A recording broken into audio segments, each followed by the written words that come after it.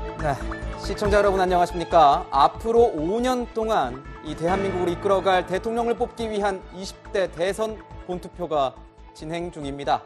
저는 사전투표했는데 여인선 앵커 혹시 투표했습니까? 네, 이렇게 물어보실 것 같아서 출근 전에 하고 왔습니다. 저처럼 오늘 투표하신 분도 김앵커처럼 사전투표하신 분들도 설레며 기다리고 계실 텐데요. 채널A가 최종 당선인 발표까지 생생하게 투표와 개표 과정 전해드리겠습니다. 네, 조금 전에 제가 방송 준비하면서 이 화면이 좀 잠시 고르지 못했던 점은 양해 부탁드리겠습니다.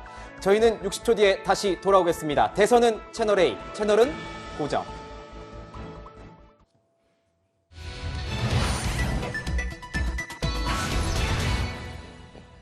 네, 최종 투표율 80% 넘을까?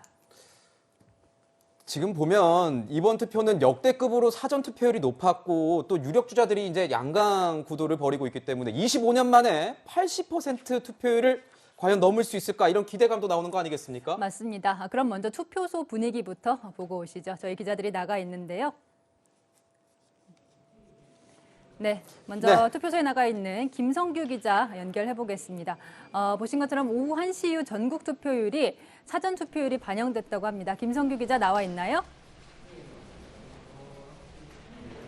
네, 이곳 서울 종로구 평창동 제3투표소는 오후 들어 투표소를 찾는 시민들이 늘어나고 있는데요. 투표를 마친 시민들이 가족이나 반려동물들과 함께 투표소를 배경으로 인증샷을 찍는 모습도 보이고 있습니다. 오후 2시 기준 전국 투표율은 64.8%를 기록했는데요. 지난 19대 대선 같은 시간 전국 투표율 59.9%보다 높은 수치입니다. 오후 1시부터 역대 최고치를 기록했던 사전 투표율이 합산됐기 때문입니다.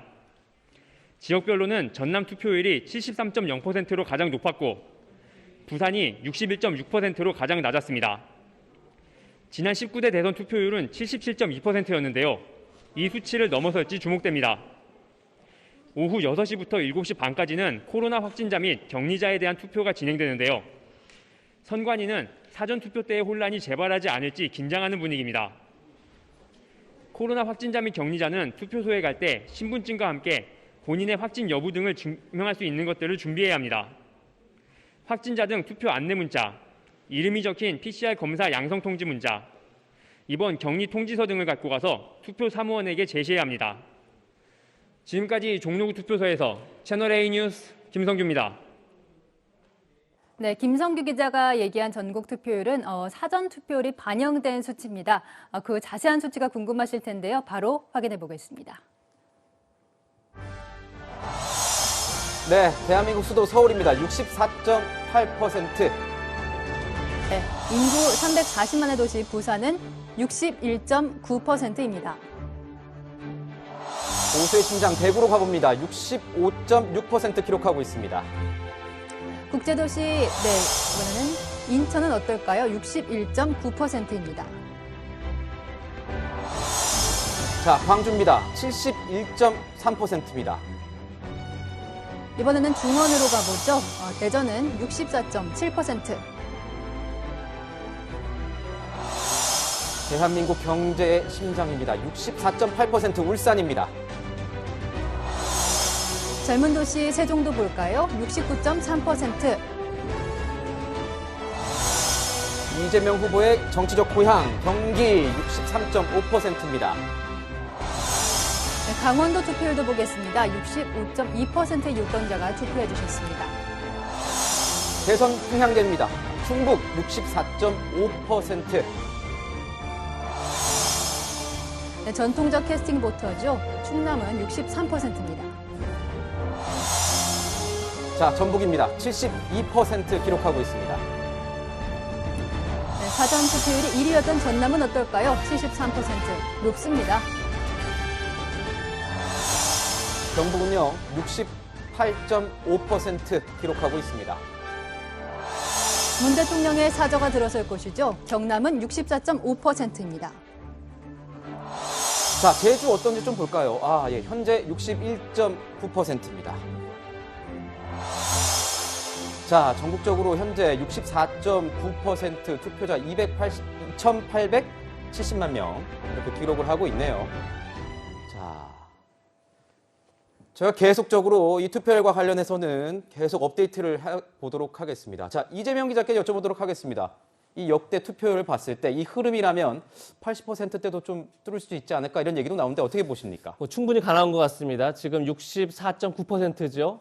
그게 19대, 5년 전에 19대 대선과 비교해보면 5%포인트 높습니다. 그렇게 되면, 지난 19대 때 77.2%, 여기 만약 5%포인트가 더 올라간다면 82%까지 가능하죠. 그렇게 되면 1987년에 대선 직선제가 다시 이제 도입되고 나서 당시에 89%였습니다. 그리고 나서 92년도에 81.9%였는데 그것보다 높은 결국은 87년 이후에 가장 높은 투표를 기록할 수도 있는 그런 상황이 아닌가 싶은데 아마도 87년 이후에 계속 투표율이 오히려 떨어지고 있었습니다. 네. 그런데 두 번의 반등기가 있었죠. 첫 번째가 바로 2012년도에 박근혜 대통령과 문재인 후보가 맞붙었을 텐데 그때 이제 1대1 박빙의 구도였습니다. 네. 네. 이번도 마찬가지로 박빙의 구도라는 게 굉장히 투표율을 상승하는 견인하는 데 중요한 역할을 했던 것 같고 또 하나가 지난 2017년 대선 때 투표율이 또 올라갔습니다. 77.2%로. 당시에 처음으로 사전투표가 도입됐었습니다. 따라서 이번에 사전투표율이 역대 최대로 37% 가까이 된 것도 굉장히 이번에 투표를 끌어올리는데 중요한 역할을 하는 게 아닌가 이렇게 보입니다. 그렇군요. 네, 이재명 기자가 사전투표 얘기를 해주셨으니까요. 장은민 변호사님, 네. 이번에 전남이 사전투표율이 과반이 넘어서 가장 높았잖아요. 맞습니다. 그래서 지금 사전투표율을 합친 본투표율도 70%가 넘는 것으로 나오는데 투표가 완전히 끝나면 다른 지역이 전남을 넘어설 가능성이 있을까요? 아무래도 사전투표율에서 전남이 무려 과반 이상을 기록을 했고 이게 그 각 지역별로 좀 편차가 있긴 한데 경기도 같은 경우에 33.65%로 좀 많은 격차를 보이긴 했습니다. 네. 지금 말씀 주신 대로 사실 사전투표율이 거의 37%를 기록한 거는 사상 최초로 굉장히 많은 수치를 기록한 부분이고 이것과 관련해서 양 당에서 그렇다면 유불리를 좀 따져볼 텐데 사실 과거 같으면 이 사전투표율이 비교적 젊은 계층이 많이 투표에 응하고 민주당에 유리하다는 분석이 있었지만 이런 공식은 더 이상 통하지는 않는 것 같습니다. 지난 서울 재보궐 선거 때도 이 공식이 깨지기도 했었고 하기 때문에 양 당 모두 사전투표율을 독려한 상황에서 지금 여러 지역별로 격차가 있긴 하지만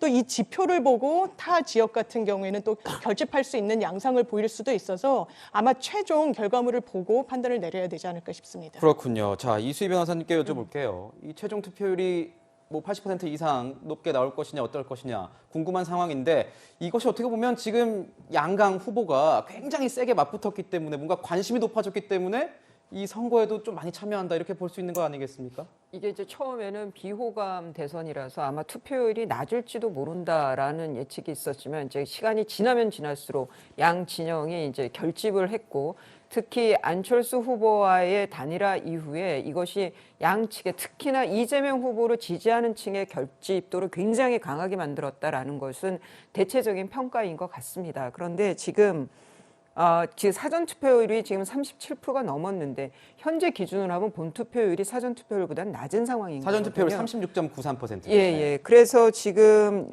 윤석열 후보가 페이스북에 좀 1시간 전쯤에 올렸어요. 기대보다 투표율이 낮다. 네. 투표장으로 나와달라라는 독려를 했는데요. 이런 이유가 보수 유권자들 중에 사전 투표에 대해서 상당히 불신을 갖고 있는 분들이 있어서 본 투표를 꼭 하겠다고 하시는 분들이 있는데 그분들이 총 결집을 한다면 본 투표율이 상당히 급증을 했어야 하는데 좀 그렇지 않은 양상인 것 같아서 그래서 아마 국민의힘이나 윤석열 후보 측에서 우려를 하는 것 같습니다. 그래서 이 투표 동료가 아마 그러니까 지금의 이 본 투표의 투표율이 윤석열 후보 측에서는 좀 우려스러운 상황으로 보고 있는 것 같고요. 이재명 후보 측에서는 별다른 반응은 없습니다만 윤석열 후보의 페북이 그걸 상징하는 게 아닌가 싶습니다. 네, 저희가 이 투표율을 지역별로 뜯어봤고 보수와 진보로 뜯어볼 수도 있지만 또 연령별로도 뜯어볼 수가 있습니다. 참고해볼 게 사전투표의 연령별 선거인 명부인데요. 보시면 20대 이하 그리고 60대 이상의 수치가 늘어났고 3040 수치는 줄어들었습니다. 자, 이재명 기자, 본투표에서는 이 수치가 사전투표에서 공개됐을 때 이런 추이가 그대로 연결이 될까요? 아니면 나머지 세대의 표심을 자극해서 다른 세대들이 혹시 투표장에 더 나오게 될까요? 지금 조금 전에 보신 건 사전투표라기보다는 전체 선거의 명부인 거죠. 그게 네. 이제 20대 이하가 늘었다는 건 만 18세가 처음으로 이제 이번에 투표자가 됐기 때문에 합류를 한 거고요. 그리고 아마 60대 이상이 는 건 아무래도 고령화의 영향이 큰 거겠죠. 근데 그렇다고 그래서 반드시 뭐 어느 쪽이 더 유리하다고 보기엔 참 어려운 부분이 자, 60대 이상에도 이미 우리가 이제 가장 진보 색채가 강하다는 86그룹의 60년대 초반이 이미 60대가 된 거죠. 그런 점에서 뭐 60대 이상이 많아졌다고 그래서 반드시 뭐 기존의 공식대로 보수가 더 유리하다 이렇게 보기엔 참 어려운 부분이 있고 네. 그리고 역시 그리고 결국 그 세대별 투표율이 중요한데 여전히 20대 투표율이 좀 낮고 이제 그 연령이 높아갈수록 투표율이 높기 때문에 그런 건 어떻게 작용할지 또 50대와 40대 어떻게 보면 가장 지금 현재 여권의 어떤 지지 색채가 강한 그룹들이 또 아무래도 이제 투표율이 높기 때문에 결국은 세대별 투표를 봐야만 결국은 누구 후보에게 유리하다 불리하다 이런 걸 좀 전망해 볼 수 있지 않을까 생각이 듭니다. 네, 이재명 기자가 바로 잡아주셨는데 연령별 선거인 명부를 저희가 보여드렸었네요. 그러면 저희가 선거가 끝나고 나면은 연령별로 어떻게 투표를 했는지 볼 수가 있는 겁니까?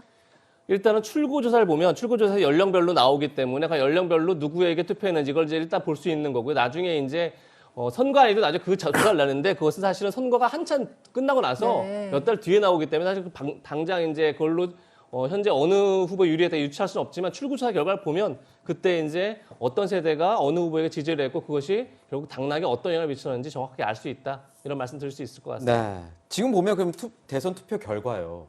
도대체 몇 시쯤 저희가 좀 윤곽을 알 수 있을까요? 굉장히 어려운 거죠, 사실. 왜냐하면 이제 얼마나 이 선거가 박빙이냐 아니면 초반부터 좀 간격을 좀 격차를 두고 개표가 진행되냐에 따라서 사실은 굉장히 예측이 되게 달라집니다. 그래도 불구하고 8시가 넘어서 이제 개표하면 아마 열리겠죠. 그러면 이제 관내 사전투표함, 그다음에 본투표함, 그다음에 관내 사전투표 이런 순서로 이제 그 개표가 되기 시작하는데 아마 만약에 지난 그러니까 18대죠. 네. 박근혜 문재인 대통령 때가 한 오후 11시쯤에 이제 대충 윤곽을 알 수 있었는데 이번에 만약 박기민을 가면 아마 내일 한 새벽 1시쯤 그때쯤에 윤곽이 나오지 않을까 전망을 하는데 역시 이제 개표 결과, 개표 상황을 보고 그다음에 그 얼마나 격차가 있는지를 봐야만 그 여부를 정확히 알 수 있을 것 같다는 생각이 듭니다. 그렇군요. 지금 보면 여앵커 네. 새벽 1시 혹은 뭐 4시, 5시 얘기가 나오는 거 아니겠습니까? 당선자 윤곽을 알려면 그만큼 기다려야 한다니 좀 답답하실 것 같은데 그런 분들은 꼭 우리 채널A와 함께 하셔야 되는 것 아닐까요? 네, 맞습니다. 채널A가 실시간으로 당선 확률이 높은 후보를 알 수 있는 알고리즘 예측봇 알파A를 만들었습니다. 최고의 전문가팀이 만든 최첨단 기술이니까 오늘 선거 끝까지 꼭 채널A와 함께 해주시길 바랍니다. 그러니까 요즘 보니까요, 이 개표 방송도 좀 젊어지는 느낌인 것 같더라고요. 네. 이번 대선 특히 뭐 초반부터 2030 표심이 매우 중요했잖아요. 그래서 이 후보들도 2030 MZ 세대를 공략한 재밌는 선거 운동을 하려고 노력하고 있는데 연선 앵커는 이번 대선 기간에 뭐가 좀 제일 기억에 남았어요? 저 이번 대선 기간에요. 저는 아무래도 SNS를 이용한 쇼츠들이 좀 재밌었던 것 같아요. 네. 짧으니까 굉장히 강력하게 느껴졌습니다. 네, 그렇군요. 그렇다면 요즘에 온라인상에서 유행하는 이 밈이라는 거 혹시 좀 아십니까? 밈이요. 네. 짤이나 영상 패러디 같은 걸 막 복제해서 이렇게 유행시키는 그런 거 아닌가요? 그렇죠. 사진이나 짤, 뭐 영상 네. 패러디를 하는 건데 역시 뭐 여행권 다 알고 있군요. 이번 대선에서 이 2030 세대들이 이 대선 후보들을 활용한 밈을 만들어서 즐기는 걸 볼 수 있었습니다. 후보들도 표구에 이런 밈을 적극 활용했다고 합니다. 네, 안보겸 기자가 정리한 밈 대결 영상이 아주 재밌다고 합니다. 함께 보시죠. 하늘로 높게 발차기를 하는 일명 부스터슛. 코로나19를 한 방에 물리치겠다는 의미인데 이재명 민주당 대선 후보가 유세 현장에서 선보였습니다.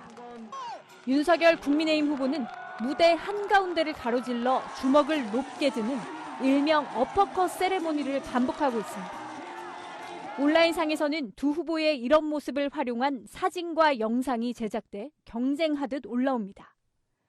두 후보가 비디오 게임 캐릭터가 돼 어퍼컷과 발차기로 대결하고 두 후보의 모습에 만화에서 사용되는 말풍선을 붙여 활용하기도 합니다.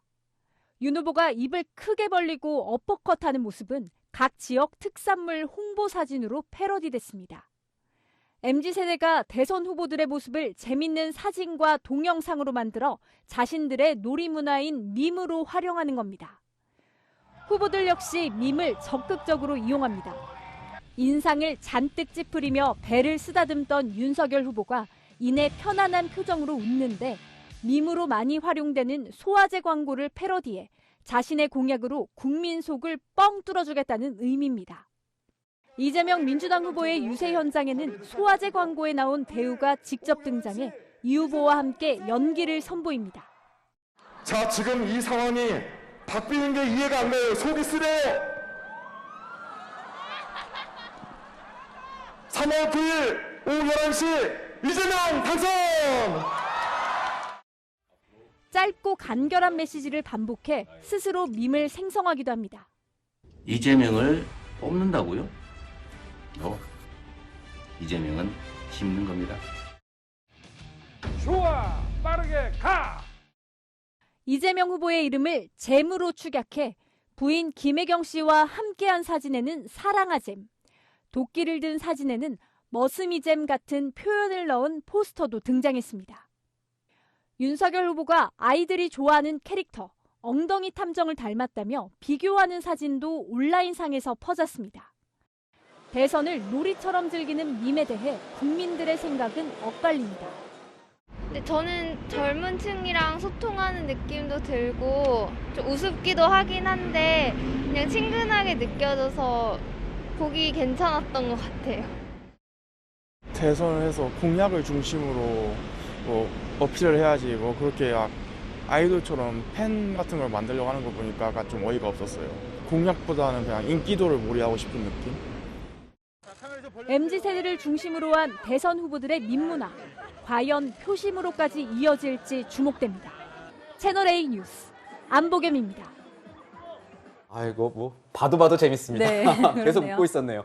자, 국민의 축제입니다. 이 대선 투표 날에 이 재미 요소도 빼놓을 수 없지 않습니까? 네. 다양한 인증이 이어지고 있다고 하는데, 변호사님. 네. 이 SNS에 투표 인증하시는 분들 많은데, 네. 인증할 때 좀 조심하지 않으면 나중에 뒤탈이 생길 수 있다, 이렇게 얘기가 들립니다. 맞습니다. 소개 좀 해주시죠. 예, 간단하게 이해하시려면요. 투표소 안에서는 어떠한 촬영 행위도 허용되지 않는다라는 게 선관위의 지침입니다. 투표소 안에선 절대 촬영 안 됩니다. 그렇습니다. 투표소 안에서 뭐 투표 용지를 찍으신다든지 아니면 이 기표 도구를 본인의 손에 이 도장 형식으로 찍으신 다음에 그 안에서 촬영하시는 행위 등등 전부 허용되지가 않고 네. 만에 하나 이 부분이 선거법 위반으로 이 처벌이 된다면 2년 이하의 징역 400만 원 이하의 벌금형에도 처해질 수 있는 그런 범죄 행위라는 거 범죄 하셔야 됩니다. 네. 물론 실제로 기소가 되면 이제 벌금형이 많이 나오기는 하지만 허용되지 않는 행위라는 거.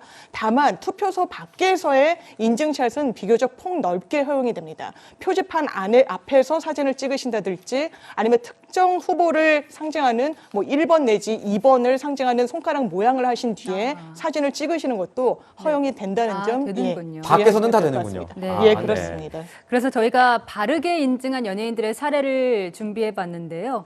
네, 이재명 기자가 소개를 해주시죠. 네, 뭐 지금 꼭 바른 예라기보다는 아마도 이제 연예인들 같은 경우는 뭐 특정 후보를 지지한다 이런 게 이제 알려지면 굉장히 부담스럽겠죠. 그렇죠. 그래서 네.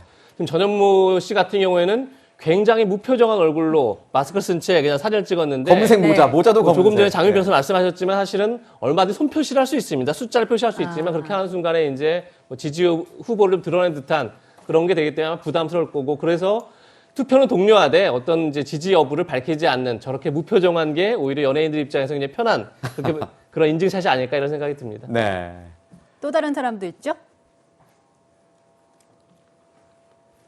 자, 데프콘 씨도 뭐 투표 인증을 했는데 다양한 색깔이 들어간 옷을 입었다고 해서 지금 보니까 자, 어떤 모양이죠? 지금 옷에 뭐 빨간색, 노란색, 뭐 파란색, 하얀색 다 들어가 있네요. 그러니까 색깔 자체가 사실은 특정 정당을 지지한다는 걸 좀 드러낼 수 있는 거죠. 그래서 뭐 이재명 후보 지지하는 파란 옷 입고 이제 투표하러 가자 이런 게 실제 커뮤니티에 있기도 했었고요. 그리고 이제 아무래도 빨간색 같은 경우는 국민의힘의 상징색이다 보니까 어떤 색을 잘못 입으면 그 역시 숫자 표시 못지않게 어떤 후보를 지지한다 이런 인상을 줄 수 있기 때문에 아마 일부러 저렇게 모든 색깔에 들어가 있는 그런 옷을 입은 게 아닌가 이런 생각이 듭니다. 네. 네, 방탄소년단 RM도 그리고 많은 연예인들이 보였습니다. 네, 장유민 변호사님 네. 이색 투표소도 있었다고 해요. 이런 그렇습니다. 곳에서도 투표를 하나 이런 곳들이 있었다는데 어디가 있었는지 소개해 주시죠. 그렇습니다. 이런 데서도 투표를 하나라고 의아한 그런 곳들인데요. 중학교 야구부 연습실에 마련된 이색 투표소도 있었고요. 네. 이곳 같은 경우에는 신원 7동 제3투표소가 이렇게 학교 야구 연습실에 마련이 됐습니다. 네. 그리고 안경점에서도 이색 투표소가 설치가 됐는데요. 네. 서울 광진구 화양동 제5투표소 같은 경우에는요. 이렇게 이렇게 안경점을 활용해서 유권자들이 한 표를 행사하시기도 했고요. 예. 그리고 배드민턴장에서도 한 표를 행사하신 유권자분들이 계십니다. 그러면 안경점 네. 같은 경우는 네. 그 개인이 운영하는 가게인데 맞습니다. 선관위에서 비용을 지불을 하나요? 예, 그래서 이 부분도 찾아봤더니 사실 무상으로 제공을 하게 되면 오히려 이 선거법 등에 저촉이 될 수 있는 여지가 있기 때문에 당연하게도 어떤 비용과 거기에 상응하는 대가는 치르고 임차 형식으로 이 투표소로 활용을 한다고 합니다. 네, 그렇군요. 유명인들이 투표 소식도 이어지고 있는 가운데 가장 관심이 모인 사람이 있습니다. 바로 박근혜 전 대통령입니다. 박 전 대통령도 지난 주말 사전투표를 완료했다고 하는데 이수희 변호사님, 이 박 전 대통령 모습이 어디에도 포착되지 않았어요. 그러니까 지금 서울 삼성병원에 입원을 하고 있으니까 아마 그 가까운 이런 본동에서 사전투표를 하신 것 같습니다. 그런데 박근혜 대통령께서 이 선거에 어떤 메시지를 낼까 아닐까도 궁금해들 하셨는데 이렇게 그 아무도 모르게 그냥 조용히 이렇게 사전 투표를 마친 걸로 봐서는 어떤 영향도 끼치지 않겠다라는 그런 우중이 이 사전 투표 모습에서도 보인 것 같습니다. 근데 어떻게 또 보면 그런데 그 선거 전에 자택을 구입하고 이사 준비를 하고 이런 거는 또 보도가 됐거든요. 네. 예, 그런데 뭐 박근혜 대통령을 지지하시는 분들 중에는 서운할 수도 있겠지만 박 전 대통령께서 이 선거에 가지는 그 입장이 네. 이런 그 뭐랄까요 무대응이라 그래야 될까요? 뭐 이런 것이 아닐까라는 생각도 하게 됩니다. 그래서 네. 박근혜 전 대통령 관련해서 들어온 새로운 속보가요, 이재명 기자. 예. 어쨌든 이사를 하려는 움직임이 포착이 새로 됐다고요. 그러니까 어제 이삿짐이 들어갔다. 7대 차량 분량이 이삿짐이 들어간 이런 네. 얘기가 있었죠.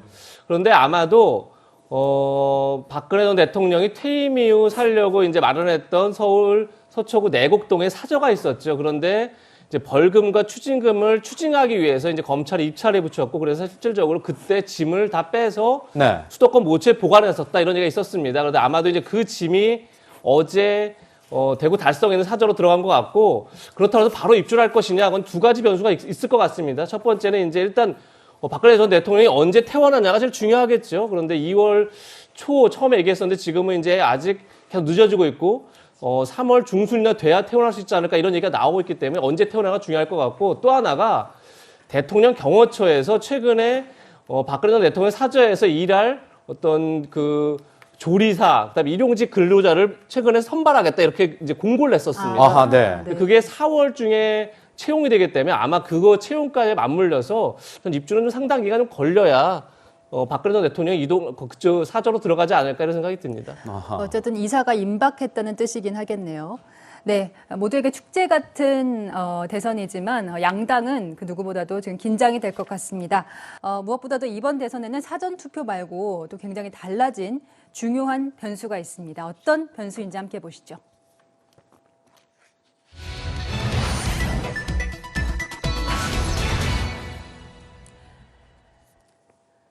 네, 일반 유권자의 투표가 오후 6시에 끝나고 나면요. 코로나 확진자 격리자의 투표가 오후 6시부터 7시 30분까지 진행이 되죠. 저희가 이 확진자 상황, 네.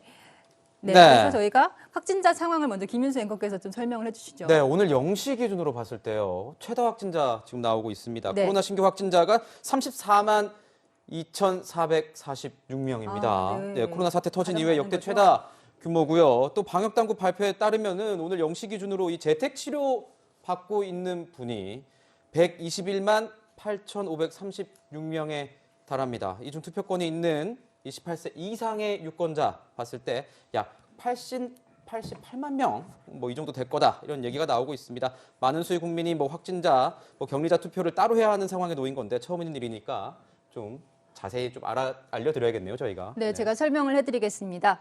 확진자들께서는 오늘 오후 5시 50분부터 외출을 하실 수 있습니다. 만약에 6시에 도착한 일반 유권자의 투표가 아직 끝나지 않았으면 기다려야 합니다. 일반 유권자인지 확진자인지 애매한 유권자가 있을 수도 있는데요. 코로나 검사를 받았는데 결과가 아직 안 나왔다면 일반 유권자 시간에 투표를 해야 합니다. 네. PCR 양성이 나왔지만 격리 통지를 못 받은 분들은 투표소에 가서 확진 통지 문자를 보여주시고 6시 이후에 투표하시면 됩니다. 자, 6시 이후에 투표하시면 되는데 확진이 안 되신 분들도 좀 더 일찍 나와서 한 5시쯤 나오셔서 네. 빨리 동선이 겹치지 않게 빨리 투표하시는 게 더 좋을 것 같다 이런 얘기 많이 들려옵니다. 자, 네. 지금 이 상황에서 제일 아마 떨리는 사람들은 각 당에 계신 관계자가 아닐까 싶은데 맞습니다. 그래서 저희가 각 당 연결을 한번 먼저 해볼까 합니다. 더불어민주당 개표 상황실부터 가보도록 하죠. 네, 윤수민 기자가 나와 있네요. 네, 민주당이 막판 투표 동료에 나섰다고 하는데 지금 분위기 전해주시죠. 네, 더불어민주당은 국회의원회관에 개표 상황실을 마련하고 시시각각 선거 상황을 체크하고 있습니다. 오전까지만 해도 차분한 분위기였는데 오후가 되면서 당직자들과 캠프 관계자들이 속속 모여들면서 조금씩 분주해지고 있습니다. 민주당은 박빙 선거인 만큼 SNS와 전화 등을 총동원해서 막판까지 투표율 끌어올리기에 총력을 다하고 있습니다. 민주당 지도부는 오늘 오전 잇따라 기자회견을 열고 투표에 꼭 참여해달라고 호소했는데요. 송영길 민주당 대표는 나 하나쯤이야 거기서 거기 아니겠나 하다 보면 원하지 않는 사람이 정부 최고 책임자가 될 수 있다며 투표를 독려했고요. 윤호중 원내대표 역시 당원들에게 마지막 순간까지 주변에 한 분이라도 이 투표장에 나갈 수 있도록 최선을 다해달라고 당부했습니다. 민주당 의원들도 SNS를 통해 국민의힘 결집 투표 소식이 들려온다. 우리도 결집해야 이긴다며 투표해달라고 호소했습니다. 민주당 지도부는 저녁 7시부터 이곳 상황실에 모여 개표 결과를 함께 지켜볼 예정입니다. 이재명 후보 역시 공식 일정 없이 자택에 머무르다 개표 결과 윤곽이 확실하게 나오면 밤늦게 상황실과 당사를 찾을 계획입니다. 지금까지 더불어민주당 개표 상황실에서 채널A 뉴스 윤수민입니다. 자, 윤수민 기자 고생 많습니다. 이번에는 국민의힘 개표 상황실로 가봐야겠죠. 개표 상황실이 마련된 국회 도서관으로 한번 가보도록 하겠습니다. 네, 이민찬 기자, 국민의힘 상황실도 개표 방송 시청 준비 다 끝났습니까? 네, 국민의힘은 이곳 국회 도서관 대강당에 개표 상황실을 마련했는데요. 투표가 한창 진행 중인 시간이라 상황실은 아직까지 한산한 모습입니다. 이 단상에는 윤석열 후보의 선거 구호가 적힌 현수막이 걸렸습니다. 채널A를 비롯해서 각 방송사 개표 방송을 시청할 텔레비전을 설치하는 등 막바지 준비가 한창입니다. 국민의힘은 투표율이 예상보다 낮아 비상이 걸린 모습입니다. 이대로라면 당초 목표치인 75%를 넘기지 못할 것이란 우려도 나오고 있습니다. 윤석열 후보가 두 차례 투표 동료 SNS 글을 올린 데 이어서 선대본부 관계자들과 당 소속 의원들도 전화와 문자 메시지로 반드시 투표해달라고 호소하고 있습니다. 김은혜 공보단장은 SNS에 2002년 한 표 차이로 당락이 결정된 당원 고성군수 선거 결과를 올리며 설마 하다 뒤집힌다. 한 표가 부족하다고 강조했습니다. 이준석 대표와 김기현 원내대표는 잠시 뒤 오후 5시부터 유튜브 라이브 방송에 출연해 막판 투표 동료에 나설 계획입니다. 국민의힘 관계자들은 투표 종료 직전인 오후 7시쯤 이곳 상황실에 모여서 출구조사 결과와 개표 상황을 지켜볼 예정입니다. 지금까지 국민의힘 상황실에서 채널A 뉴스 이민찬입니다. 네. 아까 보셨듯이 이번 투표 최고의 변수는 확진자들입니다. 확진자와 격리자들이 따로 투표를 해야 하는데요. 장유미 변호사님, 지금 투표가 가능할 것으로 예상되는 확진자와 격리자 수가 88만 명, 굉장히 어마어마한 숫자입니다. 6시부터 7시 30분까지 90분 동안 투표를 모두 마무리해야 한다고 하는데 과연 할 수가 있을까요? 그러니까 이 부분에 대한 어떤 우려는 이 선관위가 지침을 바꾼 이후에도 계속 나왔었습니다. 네. 선관위에서 사전투표 당시에 너무 혼란이 많이 빚어지다 보니까 아예 비확진 유권자와 확진된 유권자들 그리고 자가격리된 유권자들을 동선을 분리해서 6시부터 7시 30분까지 이 1시간 반 동안 투표를 일반 유권자와 동일한 방식으로 하겠다라는 것이었는데요. 네. 이게 선관위가 과거에 호언장담했던 것과 다르게 상당히 여러 시뮬레이션에 대해서 대비를 했다고 했지만 혼선을 자초했던 측면이 있어서 이거 과연 또 매끄럽게 진행될 수 있을까라고 하는데 지금 선관위의 설명은 일단 사전투표 당시보다는 4배 많은 14,464곳의 투표소를 설치했기 때문에 분산된다. 예, 상당히 분산될 거라서 이 과거 이 사전투표 때와 같은 혼선은 없을 거라고 장담을 하고 있긴 합니다. 근데 이수희 변호사님께 여쭤볼게요. 지금 확진자, 격리자 제일 많은 게 수도권 지역 아니겠습니까? 이 지역에 6시에서 7시 반에서 한다고 해도 이 동선이 몰릴 수밖에 없을 것 같아요. 어느 시간대, 특정 시간대는요. 이게 그러면 방역이 제대로 될까? 이런 걱정 많으실 것 같은데 어떻게 보세요? 방역 문제도 있고요. 이게 그 투표소가 사전 투표 때보다는 훨씬 많아졌죠. 네. 많아졌지만 이 투표소들이 공간이 넓은 곳도 있지만 또 좁은 곳도 있고 협소한 곳도 있고 예. 아까 테니스장도 뭐 어디 배드민턴장도 있고 안경점도 있고 이렇지 않습니까? 그리고 요즘 또 서울의 경우에는 심지어 주민센터들이 고층 그러니까 뭐 그 엘리베이터를 타고 올라가야 되는 곳이 있어서 맞습니다. 뭐 그 계단에 서가지고 또 이 간격을 줘야 되니까 계단에 서서 해서 어르신들이 힘들어하시고 뭐 여기서 더 감염이 되겠다 이런 말씀들도 하시거든요. 아하, 비확진자들이 모여도 이제 그런 것들이 이제 계속 사전 투표에서도 문제가 제기가 됐는데 본 투표에서는 어느 정도까지 지금 해결이 될지는 모르겠습니다. 제가 제일 우려하는 거는 6시에 비감염자들이 일반 투표자들이 6시까지가 마감이란 말이에요. 네. 그러면 그 투표소 안에 들어온 사람, 6시까지 투표소 안에 들어온 사람들은 투표권을 줘요, 그때. 그러면은 6시부터 7시 반까지 확진자라고 하면 6시 맞춰서 온 이 확진된 유권자들은 뭐 별도 공간에서 대기를 한다고 하더라도 그 나머지 분들은 공간에 못 채워지는 분들은 또 실외에서 기다려야 되는 거고 그렇죠. 또 6시에 시간 맞춰 확진자가 왔는데 투표를 못 한단 말이에요. 왜냐하면 비확진자가 맞춰진 상태에서 들어가서 투표를 해야 되기 때문에 그러면 6시부터 7시 반까지 투표 시간이 보장이 되는 게 어쩌면 아닐 수가 있단 말이에요. 1시간 반이라는 시간이 보장이 되는 게 맞는지 좀 이런 것들이 저는 좀 세세한 부분이 구체적인 부분들이 궁금한데 이런 것에 대해서 중앙선관위에서 플랜 B, 플랜 C로 저때 상황을 봐서 오늘의 6시 전에 5시부터의 이런 상황을 봐서 확진자들이 1시간 반 동안에 투표 시간이 보장이 안 될 것 같을 때 어떻게 해결할지에 대해서 대책을 미리미리 좀 마련을 해둘 것을 공고드립니다. 네. 네, 방금 전에 이수희 변호사님도 잠깐 언급을 해주셨지만요, 이재명 기자. 사람들이 몰리는 것도 문제지만 안 그래도 몸이 아픈 확진자들이 이렇게 좀 불편한 상황에 놓여야 하는 이런 것들도 지난번 사전투표 때 많이 문제 제기가 됐거든요. 이번엔 그렇죠. 좀 그런 부분에 대해서 개선이 됐습니까? 아마도 사전투표 때 이제 갑자기 많이 몰리면서 대기줄이 길어졌고 그러다 보니까 말씀하신 것처럼 가뜩이나 몸이 안 좋은 상태에서 계속 네. 대기할 수가 없어서 돌아간 사람도 많았다 뭐 이런 얘기가 있었었죠. 그러다 보니까 선관위도 사전투표 때는 오후 5시부터 외출 허용했었습니다. 확진자들에게. 그런데 이번에는 본투표를 앞두고는 오후 5시 반을 얘기했다가 결국 오늘 5시 50분을 다시 늦췄습니다. 네. 그럼 그만큼 일반 유권자들과 동선이 겹치지 않고 바로 이제 6시가 되고 나면 바로 이제 투표를 할 수 있게 하겠다 이제 이런 얘기인데 문제는 6시까지 투표소에 간 일반 유권자는 그 이후로도 투표할 수 있습니다. 그러니까 네. 과연 6시 이전까지 그러니까 일찍 일반 유권자들이 투표를 해주면 사실은 전혀 동선이 겹치지 않고 기다릴 이유도 없는데 만약 그렇지 않은 투표소가 있다 그러면 여전히 또 기다릴 수 있는 거죠. 이제 그런 점이 있을 텐데 뭐 아까 말씀하신 것처럼 사전 투표소는 3,500여 곳으로 이제 좀 적었었는데 지금 일반 본투표소는 지금 14,000곳으로 굉장히 한 4배까지 늘어났기 때문에 아마 지난번보다 혼잡도가 적을 테고 그렇게 되면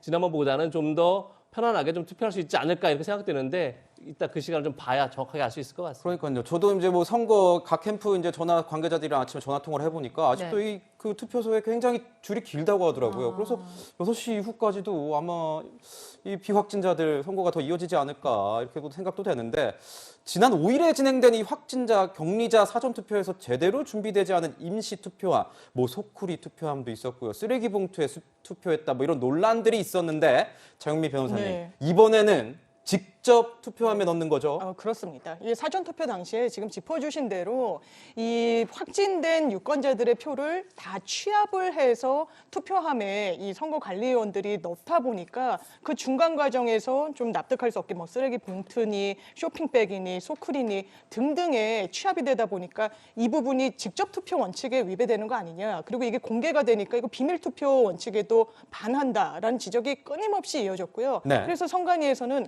아예 동선을 확진자와 비확진자를 분리해서 하기로 했기 때문에 유권자들, 비확진 유권자들이 마친 이후에 이 코로나에 확진된 유권자들이 투표를 할 때에는 직접 동일한 방식으로 투표함에 직접 본인이 한 표를 행사한 것을 넣을 수 있도록 방침을 바꿔서 종전과 같은 혼선은 최소한 오늘은 발생하지 않을 것 같습니다. 그렇군요. 지난 5일에 확진자 사전투표 때도요. 이 일부 사전투표 현장에선 이런 일들이 발생하기도 했습니다. 아무도 관리하는 사람도 이거 어디로 가져가는지도 모르고. 상관인이 없어지겠다고 상관인을 안 하셨더니 상관인들이 여기에 참석하시지가 않다고 그러셔가지고. 네, 저는 상관인입니다. 상관인, 가까이 오지 마시고. 여기 투표함이 없어.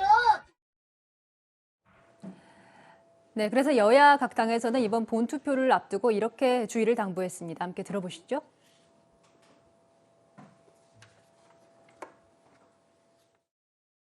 중앙선관위는 혼란스러웠던 문제에 대해서 요목조목 해명해야 합니다. 내일 투표장에서도 혼란이 일어나지 않도록 확진 격리자분들이 직접 투표함에 투표를 하고 오랫동안 기다리지 않도록 준비를 철저히 해야 합니다.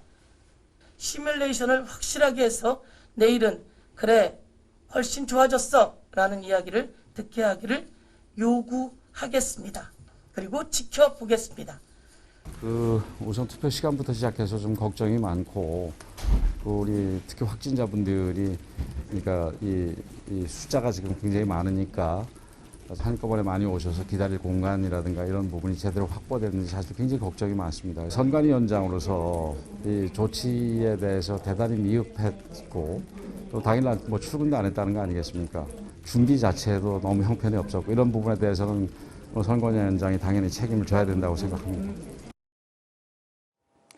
네, 소쿠리 투표함, 쓰레기 봉투 투표함도 문제였지만 투표용지를 발급받고도 투표를 하지 못하고 귀가하신 분들도 있었습니다. 이재명 기자, 이런 분들에 대한 해결책은 나왔습니까? 사실 이런 분들이 얼마나 되는지 정확히 알 수 없는 거죠. 선관위 잘 네. 모르는 거죠. 그야말로 지금 확진된 분들은 투표지를 받고 또 이제 그 사전 투표 때는 봉투를 받았죠. 그래서 투표를 해서 봉투에 담아서 주면 그것을 선거 사무원이 다시 넣는, 그러니까 직접 네. 투표가 아닌 약간 대리 투표 방식의 그런 이제 방식을 썼었는데 이번엔 직접 투표를 하죠. 그런데 어쨌든 사전 투표 당시에 봉투를 열어봤더니 이미 기표된 투표용지가 나온 겁니다. 그러다 보니까 여러 유권자들이 항의를 하고 그 과정에 돌아간 사람들이 많다 이랬는데 지금 대구 선관위 같은 경우는 유일하게 그 기표된 투표지가 나와서 거기에 항의를 해서 이미 받은 투표용지를 반납하고 간 사람이 6명이 확인됐다라고 네. 합니다. 그 6명한테는 다시 투표권을 주겠다고 합니다. 문제는 그런데 그렇게 기표된 투표용지가 나온 게 대구만이 아니죠. 서울도 그렇고 부산도 그렇고 오늘 보태는 수원도 그렇게 나왔습니다. 네. 그럼 이 지역들은 어떻게 할 것이냐. 근데 누군지 모르기 때문에 투표권을 다시 못 준다는 겁니다. 자, 이렇게 되면 주권자의 가장 중요한 권리가 투표권입니다. 그런데 그 투표권을 침해당하고 박탈당한 겁니다. 그러니까요. 그래서 선관위가 이건 굉장히 엄중하게 다뤄야 할 사안인 거죠. 선관위라는 우리가 어쨌든 우리 사회 합의라는 게 1987년 이후에 절차적 민주주의는 완성됐다 이렇게 믿는 거 아니겠습니까? 네. 절차적 민주주의가 완성됐다는 건 그만큼 공정한 선거가 보장됐다 이건데 지금 투표권을 박탈당한 유권자들이 있다면 만약에 그것이 단 한 명이라도 선관위는 굉장한 막중한 책임을 져야 되고 어쨌든 오늘 본투표 그리고 개표까지 공정성을 담보해야 되지만 그 이후에 선관위가 어떻게 책임질지도 분명히 얘기가 나와야 된다 이런 생각도 듭니다.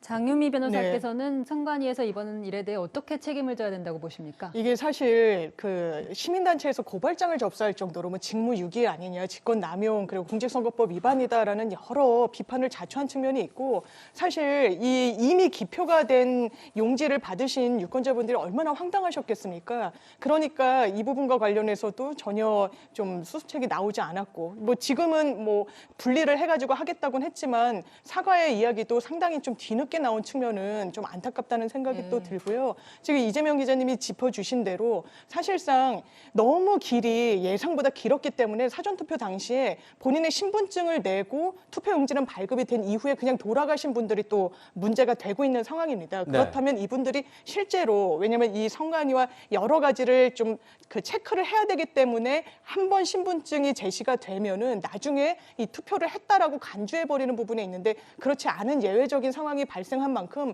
이 부분에 대해서도 유권자들이 한 표 행사하는데 저해가 되지 않도록 선관위가 단단하게 좀 잘 마무리를 지어야 될 것 같습니다. 네, 이런 보도를 본 기억이 납니다. 선거 비용으로 나눠보면 한 표의 가치가 한 9,000원 정도 되고 또 이 5년 예산으로 나누면 한 6천만 원이 넘는다고 하더라고요. 그런데 민주주의의 가치를 지키는 건 이 투표의 값어치는 무한대 아니겠습니까? 중앙선거관리위원회가 좀 제대로 해야 될 것 같고 자, 지난 확진 격리자 이 사전투표 때 벌어진 혼란에 대해서 노정희 중앙선거관리위원장 어제 사과의 뜻을 밝혔습니다. 보시죠. 사전투표 관리와 관련하여 미흡한 준비로 혼란과 불편을 끼친 점에 대해 위원장으로서 책임을 통감하며 국민 여러분께 진심으로 사과의 말씀을 드립니다. 국민 여러분, 유권자는 누구나 자신의 소망을 투표용지에 담아 표시할 권리가 있습니다. 선거관리위원회는 국민의 뜻이 담긴 소중한 한 표 한 표를 무겁게 여기고 보다 투명하고 정확하게 투개표를 관리하겠습니다. 네. 이재명 기자가 선관위를 강한 어조로 비판해 주셨는데 선관위원장의 이 사과가 충분했다고 보십니까? 저 사과를 듣고 황당했을 유권자들이 충분하다 이렇게 느낄 유권이 많지 않을 것 같습니다. 네. 지금 얘기한 것처럼 굉장히 선관위가 어떻게 보면 1987년 이후에 우리 사회 합의를 무너뜨리는 어떤 선거의 공정성, 선거에 대한 신뢰를 무너뜨리는 일이 벌어졌기 때문에 아마도 이건 굉장히 엄중한 책임을 져야 된다는 생각이 들고 지금 아까 여러 번 우리가 얘기했지만 투표 용지 자체가 제대로 관리가 안 됐습니다. 그래서 봉투를 열어봤더니 기표된 투표 용지가 나올 정도로 네. 황당한 일이 벌어진 거죠. 또 그 다음에 제기됐던 게 투표함조차도 투표함은 반드시 사전투표함들은 CCTV가 있는 공간에 보관하도록 법에 명시되어 있습니다. 그런데 그렇지 않은 투표함들도 발견됐습니다. 그러다 보니까 이게 투표 자체에 대한 불신을 굉장히 키운 건데 사실 지난 2020년 총선 당시에 사전투표에 부정 논란이 있었을 때도 국민들이 많이 동요하지 않은 건 우리 선관위가 그렇게 허술하게 선거관리하지 않는다는 믿음이 있었기 때문이죠. 그런데 그것을 선관위가 스스로 좀 무너뜨려버린 겁니다. 그런 상황에서 과연 노정희 선관위원장이 저렇게 저만큼의 사과를 가지고 국민들이 만족해할까? 그렇지는 않을 거라 생각이 들고 늘 사과에는 책임이 따라야 되는 거죠. 이 사과에 대해서 어떻게 책임질지가 그다음 선관위가 내놓아야 할 그런 과제가 아닌가 그런 생각이 듭니다. 네, 사상 초유의 확진자 격리자 투표가 이루어지다 보니 여러 가지 논란이 생기고 있는데요. 오늘도 일반 유권자들의 투표가 늦어지면 확진자와 격리자들이 또 길에서 떠는 일이 발생할 수 있습니다. 일반 유권자들께서는 사정이 되신다면 지금 시각이 3시 20분인데요. 가급적 최대한 빠른 시간에 투표를 해주신다면 오늘 대선이 원활하게 진행되는데 더 도움이 될 것 같습니다. 네, 다음 주제 한번 보시죠.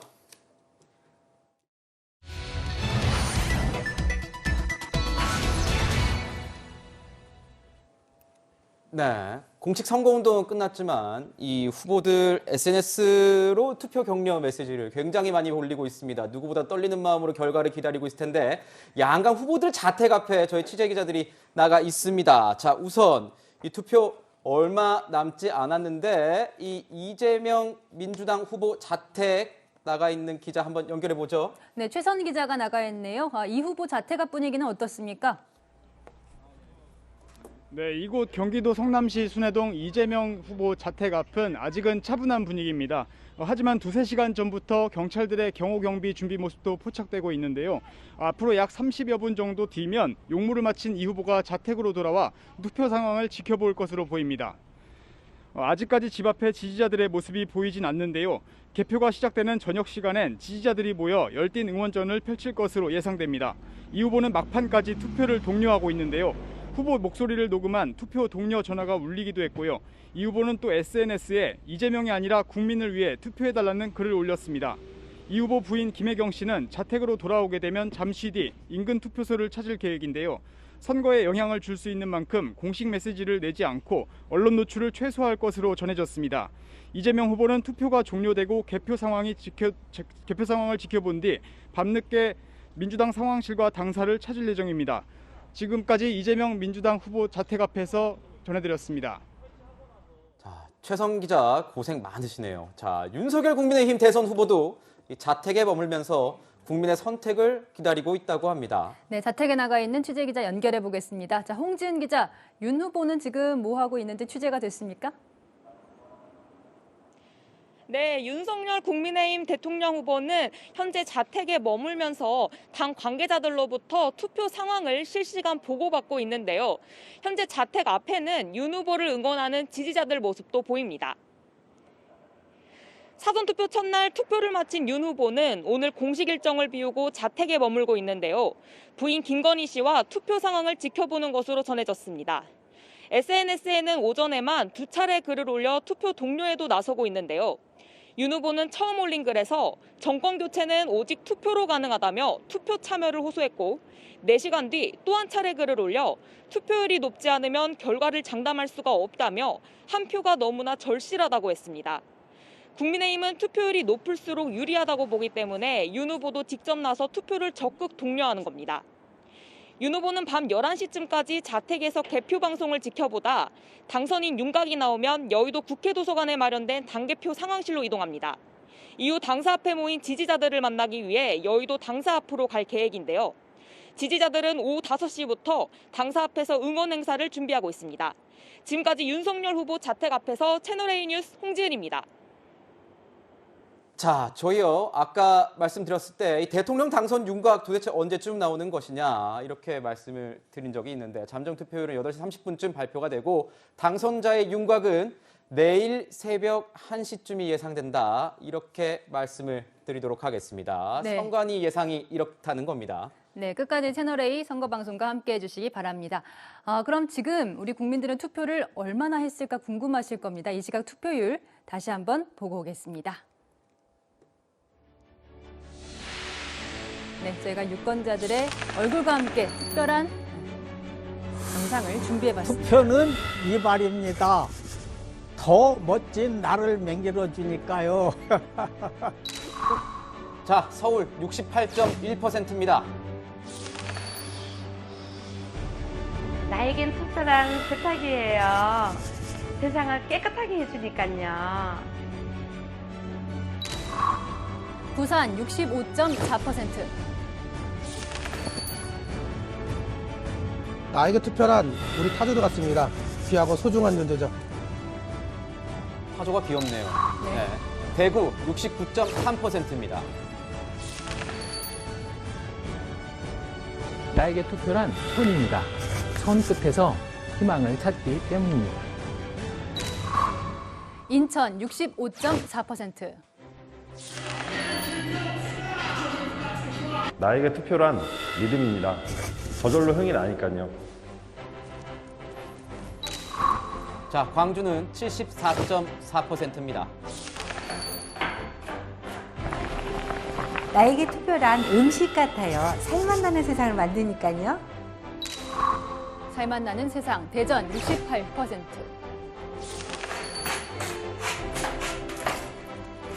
투표는 얼음 조각입니다. 되돌릴 수 없으니까 신중해야죠.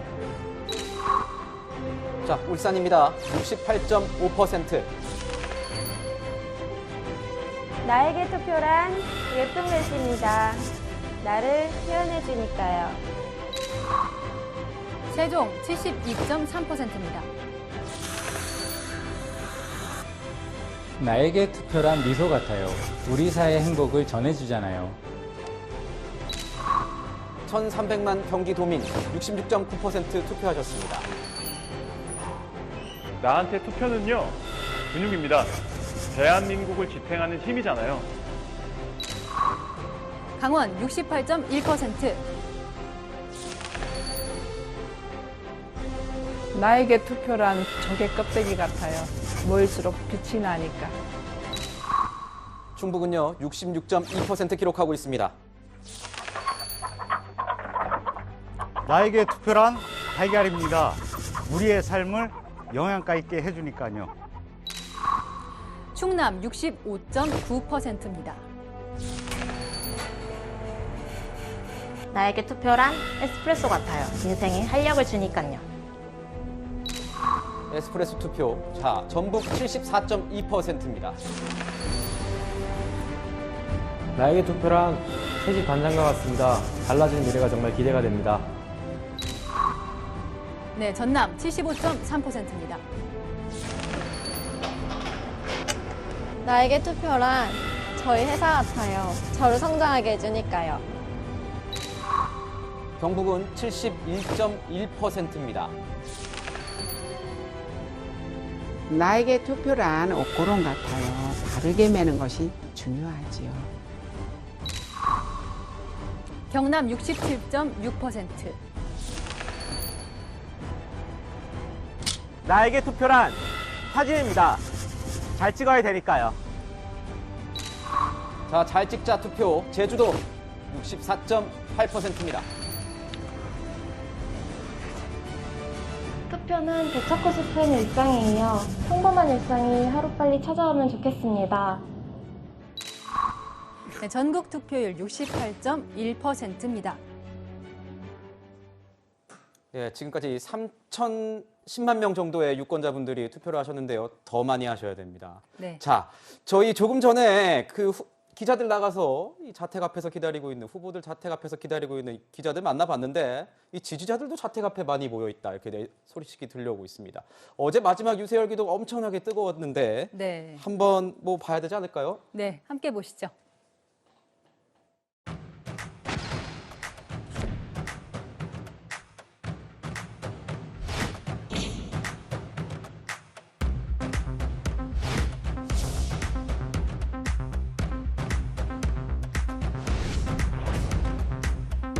지금까지 국민만 바라보고 여기까지 왔던 것처럼 앞으로도 국민만 믿고 앞으로 가겠습니다, 여러분.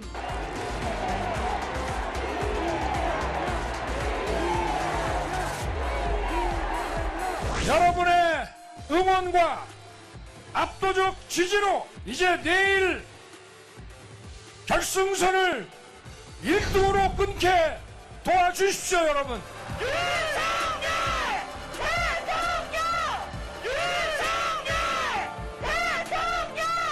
여심상정이 누구도 무시할 수 없는 압도적인 표로 양당 정치를 뒤흔들 수 있을 때 다원적 민주주의 시대로 나갈 수 있지 않겠습니까, 여러분?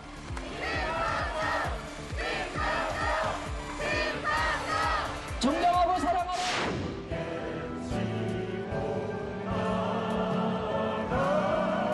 이재명의 꿈입니다. 대한민국의 꿈입니다.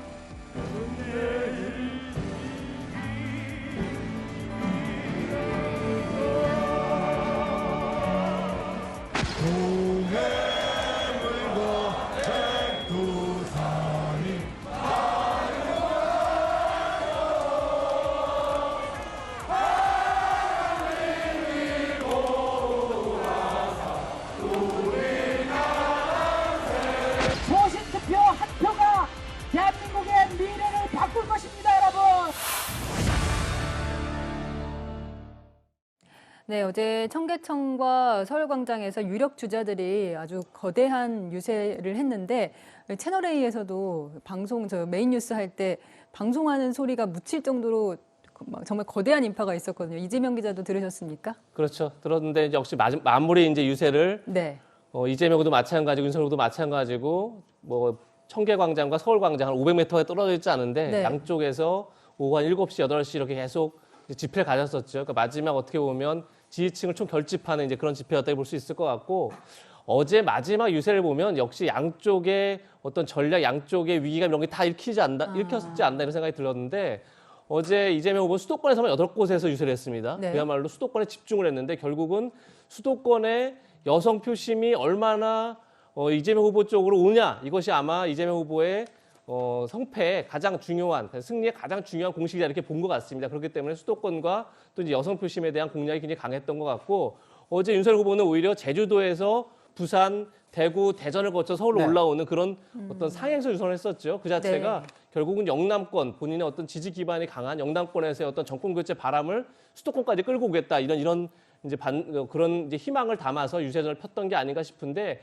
결국은 이번 대선 기간 내내 어떤 정권 교체율이 높은 상황에서 결국은 이재명 후보는 얼마나 확장하느냐 이것이 이제 가장 큰 관건이었던 것 같고 윤석열 후보는 얼마나 그 정권 교체 여론을 결집하느냐 이게 관건이었던 것 같은데 누가 이겼을지 이제 조만간 결과가 나와봐야지 알 수 있을 것 같습니다. 그렇군요. 자, 심 후보 얘기도 좀 해볼까요? 네. 어제 서울 시내 이 대학가들 돌면서 소신 투표 그렇습니다. 호소했다고 하던데. 이 심상정 후보는 이 마지막 날 홍대에서 피날레를 또 이렇게 장식하게 됐는데 다 지난 대선 때는 신촌을 겨냥하기도 했었으니까 네. 아무래도 이 진보 유권자들 젊은 층에 호소하겠다라는 전략을 삼은 것으로 보이고요. 또 이 현장에서의 어떤 영상 같은 걸 보면 20대, 30대 여성들이 좀 굉장히 심 후보에 대한 열렬한 지지에 또 발언을 하기도 하고 같이 포옹하기도 하는 그런 여러 모습들이 보이고 있어서 아무래도 심상정 윤석열 후보는 본인이 여성 유일한 후보이기도 해서 이런 부분을 공략하고 있는 게 아닌가라는 생각이 들고 어제 오전 같은 경우에는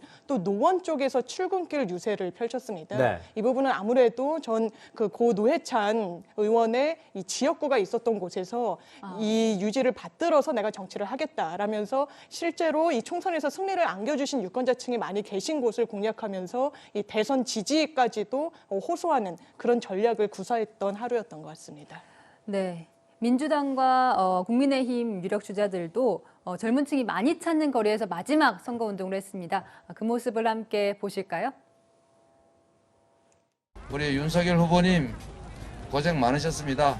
그리고 중요한 거 우리 윤 후보님보다도 더 많은 열정을 가지고 온 정성을 다했을 우리 윤석열 후보님의 지지자 그리고 다수의 대통령 후보 그리고 후보의 지지자 여러분들 정말 고생하셨고 위로 말씀을 드립니다. 애썼습니다.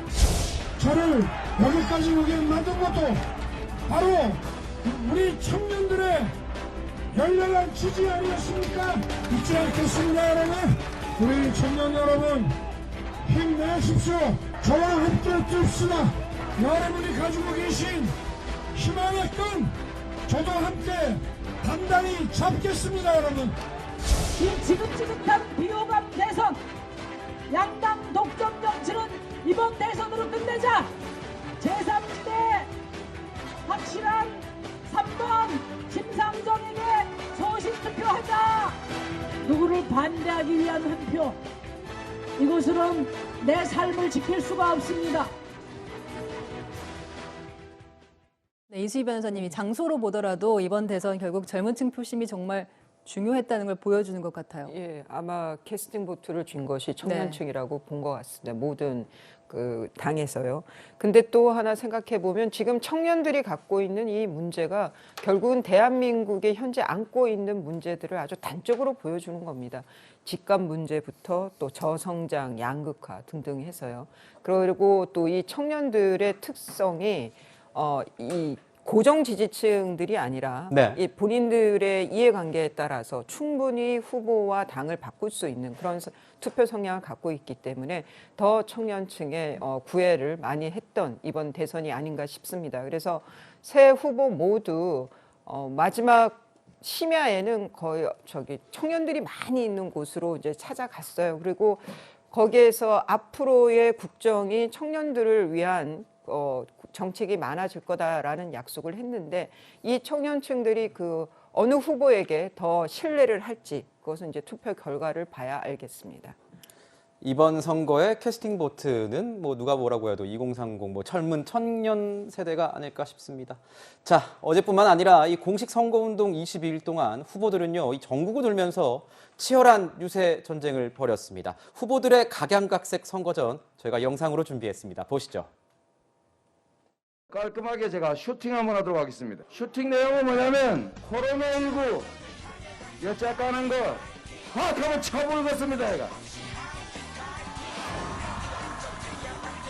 이 글러브는 우리 홍수환 님께서 3번 쓰러지고 4번 다운시켜서 타이어패로 이긴 그 카라스키아가 보내준 우리 홍수환 선수께 보내주신 글러브랍니다. 이게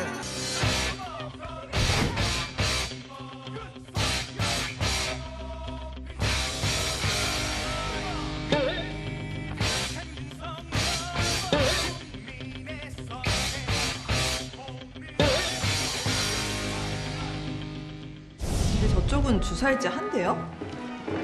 안 할걸? 아 진짜요? 공약에도 없잖아. 필요하다는 식으로 말은 하던데. 어머니 스팅 다 됐습니다. 아 예. 비트박스도 준비됐나요?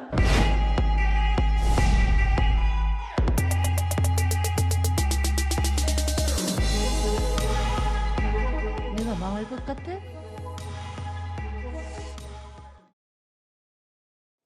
지금 보면은 이재명 후보의 이 부스터 킥부터 윤석열 후보의 이 어퍼컷까지 네. 이번 유세전 뭐 퍼포먼스 경쟁도 무척 뜨거웠습니다.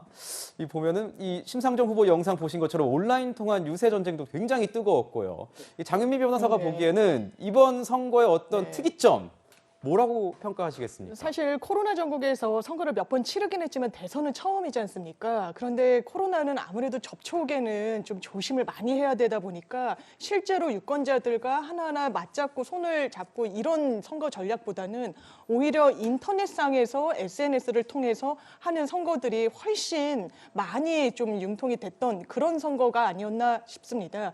그래서 이른바 2030 세대 이야기를 계속 하는데 네. 실제로 유권자층에서 뭐 3명 중에 1명이 2030이다라는 집계는 있지만 이 부분이 왜 중요하냐면 다른 연령층보다 상당히 부동 응답률이 상당히 높은 연령층입니다. 네. 그러니까 아무래도 이 공략을 하기 위해서 이 2030 또 젊은 세대한테 소구할 수 있는 여러 이른바 짤들 그리고 짧은 영상들 이런 부분에 상당히 주력을 했고 이 각 캠프의 홍보팀에서도 뭐 본인들이 랩을 한다든지 아니면 짧은 영상으로 각인될 수 있는 영상들을 많이 배포를 한다든지 이런 전략으로 많이 바뀌었고 아마 이런 흐름은 다음 뭐 총선, 뭐 지방선거, 대선 등에도 그대로 좀 이어지지 않을까 이렇게 전망되는 측면이 있습니다. 네. 네, 이렇게 강렬했던 공식 선거운동은 끝났지만 오늘도 후보들 SNS를 통해서는 투표 독려를 할 수 있습니다.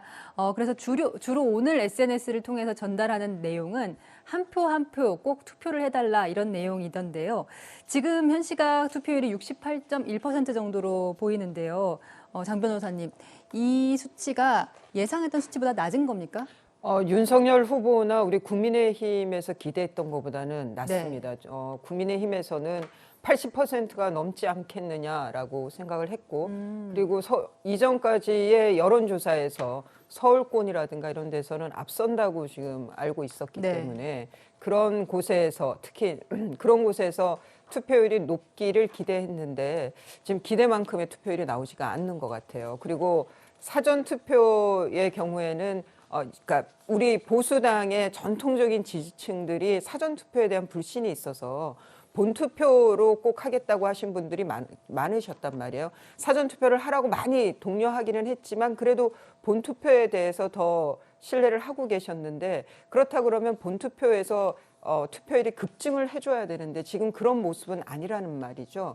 그래서 윤석열 후보도 몇 시간 전에 페이스북에서 기대만큼의 투표율이 아니다. 네. 한 분 한 분 꼭 투표장으로 좀 모셔달라라는 호소문을 다시 올렸습니다. 그래서 지금 국민의힘 내부에서도 상당히 이 투표율에 대해서 촉각을 세우고 있고 그리고 막판까지 하여간 투표율을 높이기 위해서 애를 쓰고 있습니다. 그런데 이게 오미크론이 워낙 확산이 되면서 어르신들이 투표장으로 나오시는 거에 대해서 좀 염려들을 하세요. 네. 그런 그 경향이 있는 것도 사실입니다. 네, 저도 뭐 들어오기 전에 여론조사 전문가한테 또 전화를 한번 해보니까 이 3시, 4시 투표율이 굉장히 또 중요하다. 이걸 보고 시간이네요. 또 진보층이냐 보수층이냐 또 집결을 해서 또 5시, 6시에 또 나올 수 있는 상황이기 때문에 네. 3시, 4시가 굉장히 중요하고 저희가 그걸 특집으로 방송하고 있죠. 그 시간대. 네. 후보자 배우들의 행보도 저는 좀 궁금해지는데 이 역대 선거를 보면 원래 후보들과 이 배우자들이 함께 투표를 하는 모습 보셨을 텐데 이번에는 공교롭게도 유력 대선 주자 양쪽 부인 모두 대국민 사과를 한 뒤에 공개 행보를 멈췄습니다. 그 장면 보고 가겠습니다. 저의 부족함으로 생긴 일들에 대해 국민 여러분께 다시 한번 죄송하다는 말씀을 드립니다. 제가 져야 할 책임은 마땅히 지겠습니다. 수사와 감사를 통해 진실이 밝혀질 수 있도록 최선을 다하겠습니다. 선거 후에라도 제기된 의혹에 대해 성실하게 설명드리고 끝까지 책임을 질 것입니다. 두렵고 송구한 마음으로 이 자리에 섰습니다. 너무 늦어져서 죄송합니다. 앞으로 남은 선거 기간 동안 조용히 반성하고 성찰하는 시간을 갖겠습니다. 남편이 대통령이 되는 경우라도 아내의 역할에만 충실하겠습니다. 부디 노여움을 거두어 주십시오. 네, 이재명 기자 유력 대선 주자 2명의 부인 모두 대국민 사과를 하는 것은 참 이례적인 일인 것 같습니다. 두 사람 투표는 했습니까?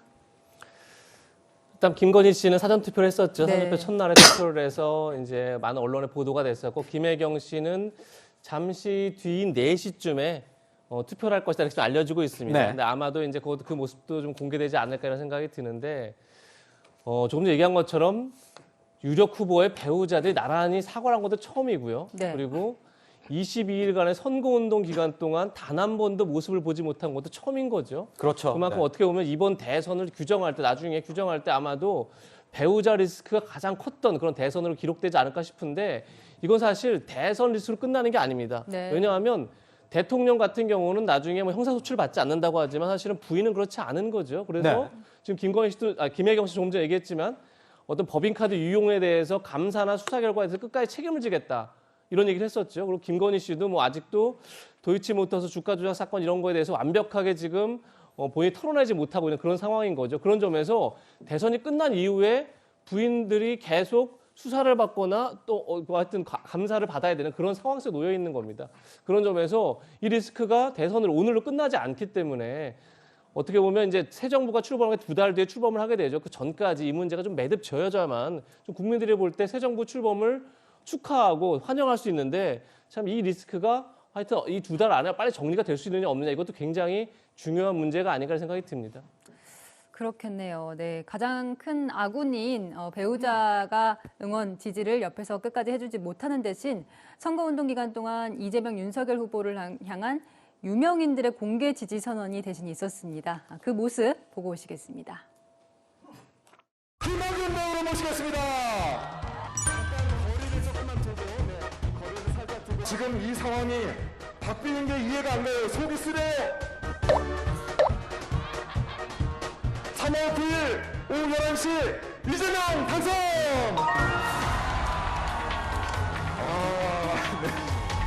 두분 연결. 포항나비가 모처럼 전주에 왔습니다. 전주 비빔밥 먹고 싶어서 아침 일찍 왔는데 시간이 없네요. 비빔밥 들이대야 되는데.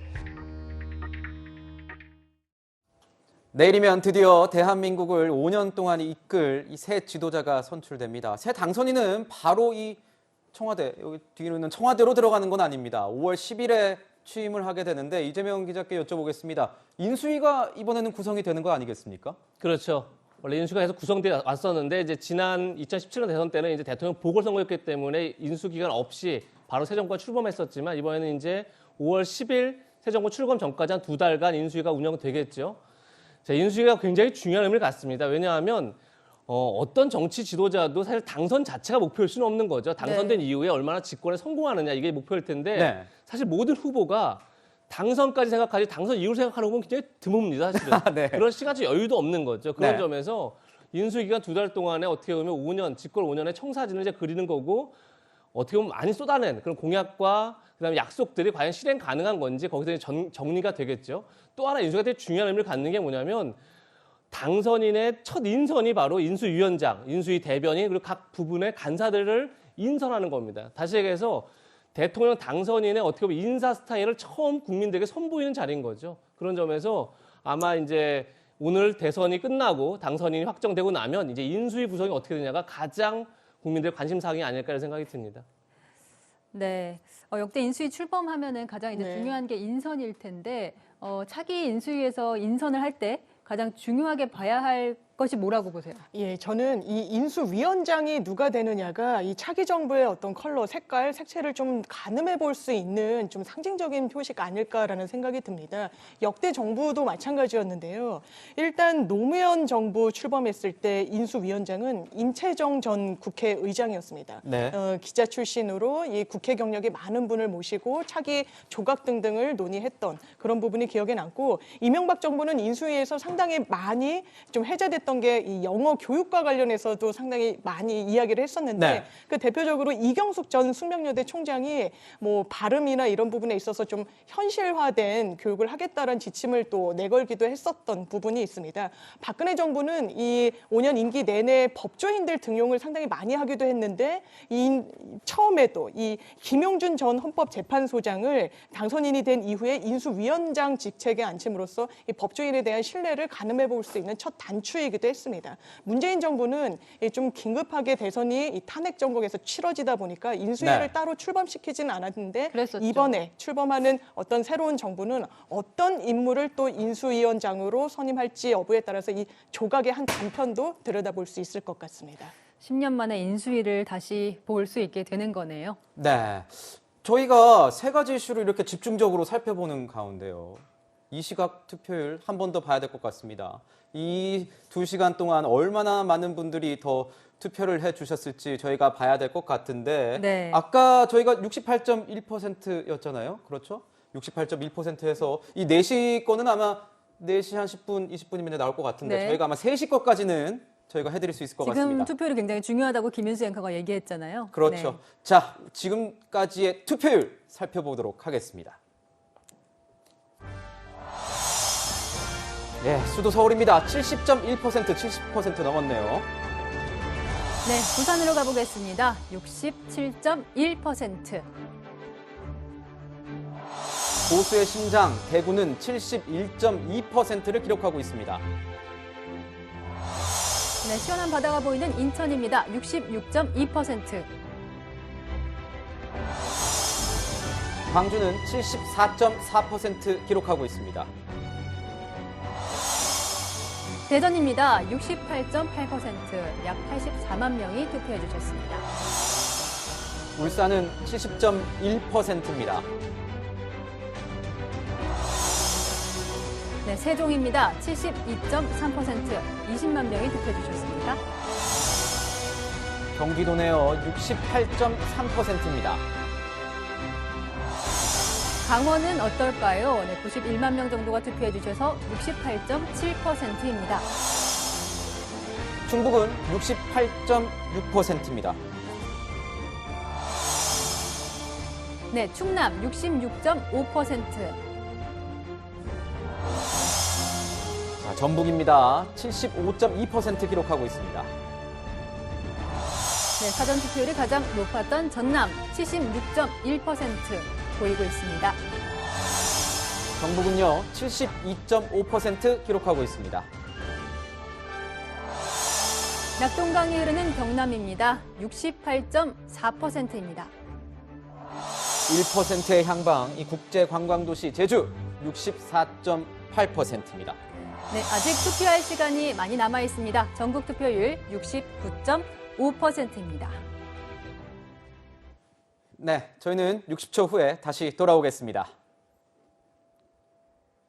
대한민국의 20대 대통령을 뽑는 투표 아직 시간 넉넉합니다. 소중한 한 표, 시청자 여러분 모두 꼭 행사하시길 바랍니다. 네, 채널A가 오늘 개표부터 내일 당선자 확정까지 20대 대선 전 과정을 여러분과 함께하겠습니다. 곧 이어지는 뉴스톱10도 많은 시청 부탁드립니다. 고맙습니다.